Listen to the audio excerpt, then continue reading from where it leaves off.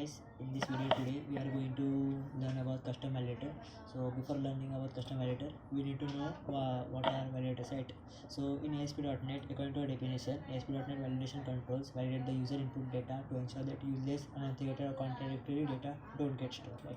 So this means that validation controls allow the developer to set some boundaries and verification through which the user data is verified, which helps to enhance the security and the data protection. So let's move on to the custom validator. The custom validator definition is: a custom validator is a feature in ASP.NET that allows you to create your own validation logic for input control, enabling you to validate user input based on specific criteria. What this means? It means a custom validator is used to create the customized logic which suits the given condition, and such condition cannot be created by other validators. Other validators are like compare validator, range validator, regular expression, require field validator, validation validator. These validators have their own predefined logic, right? This means this means we can't modify, the developer can't modify their logic to its own accommodations. Hence the custom validator comes into play, which helps us modify its own logic according to the required criteria. Second point is about custom validator. It is a server-side validation control. Unlike other validators like require field, regular expression, this validation control is server-side control. Other validators are client-side control. Other validators are client-side validation controls. This is server-side validation. It means that the whatever data the user puts into the custom validator control into a text box which is assigned to the custom validator control, it will be verified on the server, but not on the client side. Okay, so we are going to look into this more using an example. In this example, I am setting an email and a password example. So this is my criteria which I use to make a custom validator, to explain the custom validator. So first one is password must be between 8 to 12 characters. Second is must contain an uppercase. Third is must contain a lowercase and one numeric value, right? Then I'll just go here. I already designed a form. And in this form I have taken email, and here I have assigned require field validator. Why I did it, I'll tell you later.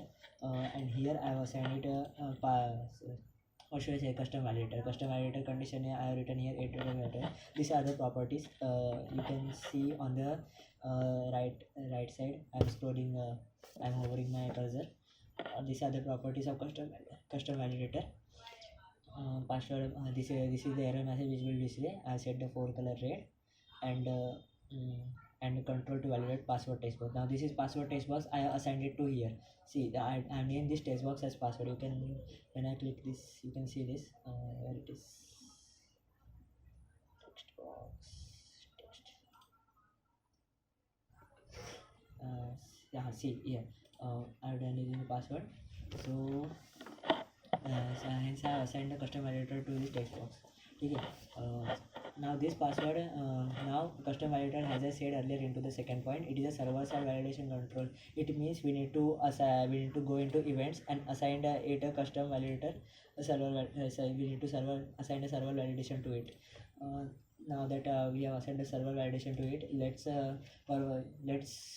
make this conditions into the C# code behind.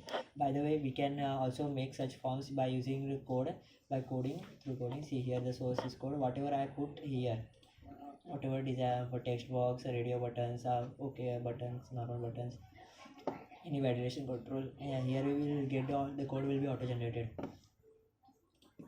Now let's look at the C# code through which we are going to achieve these conditions. So first one is I'll just minimize this one to explain it later.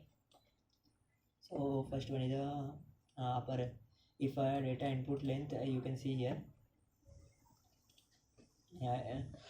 the password must be between 8 to 12 characters.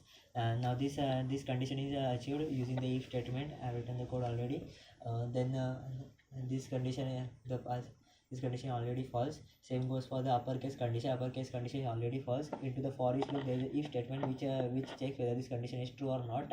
If it is true, the if loop breaks and the condition is satisfied, and if not, the it won't break, and it will go to the next uppercase where where the condition is not satisfied and it is written uppercase not equal to, and because of this it will go again back to the for each loop, and this will keep on continuing until the user input satisfy the condition I have written in this code.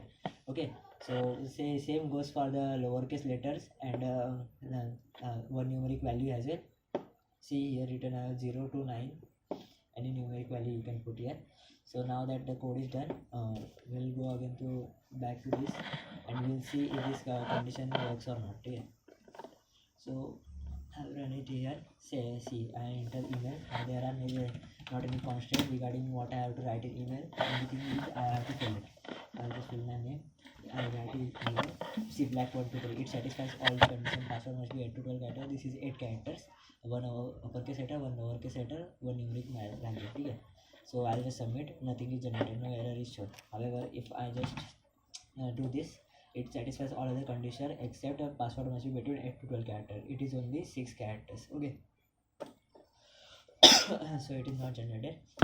One thing I'll add here. What if I didn't put anything? Will both of them show errors? So the answer is no. Only the above one show is error. Since it is a server side validation control, it doesn't show errors if nothing is entered here. Okay. If I just enter here, satisfy the required field validator condition and does not satisfy it, still they won't show any errors. Because this is a required field validator client side validation control. Hence, this was about custom validator. One more point I forgot to add here. I've written here, we can make custom validator client side using JavaScript. So right now we are using C# and ASP.NET to make this web form. So here custom validator is on default on server side control. Okay, server side validation control. It is not on what did I say? Client side validation control. So this was about the validation controls, custom validator control. Okay, I'm done it.